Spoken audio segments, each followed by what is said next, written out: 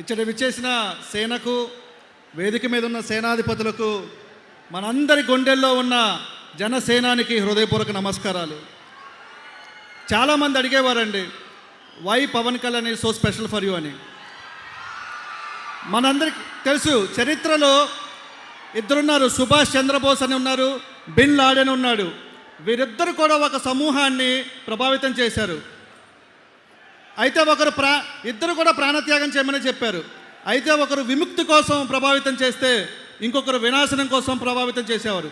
ఇదే చెప్పేవాడిని. సుభాష్ చంద్రబోస్ గారు మన దేశం కోసం ఆజాద్ హింద్ ఫౌజ్ అనే సైన్యాన్ని తయారు చేస్తే, పవన్ కళ్యాణ్ గారు మన రాష్ట్రం కోసం జన సైన్యాన్ని తయారు చేశారు. I am so proud of being Jana Sainik. ఇవన్నీ చెప్తుంటే చాలామందికి అర్థం కాక, భలే పార్టీని సపోర్ట్ చేసేవరా అనేవాళ్ళు కొన్నాళ్ళ క్రితం. కానీ ఇప్పుడు భలే పార్టీని సపోర్ట్ చేశారా, మంచోని తెచ్చారా మాకు అని చెప్పి అంటున్నారు. దీని అంతటికీ కారణం ఎవరు? మన జన సైనికుల నిస్వార్థ నిరంతర కృషి ఎంత కీలక పాత్ర పోషించిందో మనందరి నమ్మకాన్ని నిలబెట్టుకున్న పవన్ కళ్యాణ్ గారికి కూడా అంతే కీలక పాత్ర ఉంది. ఇంకొంతమంది అన్నారు, పిల్లసేన కోతిమూక అని హేళన చేశారు. లంకా దహనం చేసి వానర సేన అని నిరూపించుకున్నాం కదా. ఇప్పుడే ఒకరు చెప్తున్నా చూసాం కదా, ఏమీ పీకలేరు అన్నారు.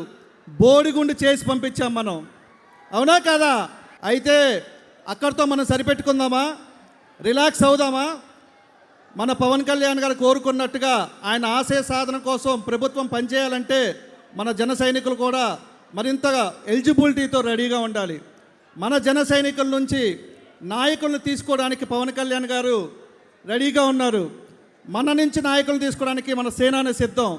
సేనా సిద్ధమా? Very good.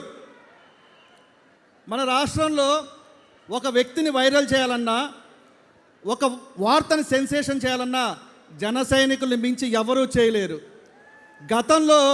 గత ప్రభుత్వ వైఫల్యాల్ని ఎండగట్టడానికి మనం ఎంత అగ్రెసివ్గా పనిచేశామో, ఇప్పుడు మన ప్రభుత్వం, మన జనసేన నాయకులు చేస్తున్న మంచి పనులని ప్రజల్లోకి తీసుకెళ్ళడానికి కూడా మనం అంతే గట్టిగా కృషి చేయాలి. చివరిగా నేను ఈ సేనతో సేనాని అనే కార్యక్రమాన్ని తలపెట్టి మాకు అవకాశం ఇచ్చిన సేనానికి ధన్యవాదాలు తెలియచేసుకుంటూ, ఇలాంటి కార్యక్రమాలు మరిన్ని విజయవంతంగా జరగాలని కోరుకుంటూ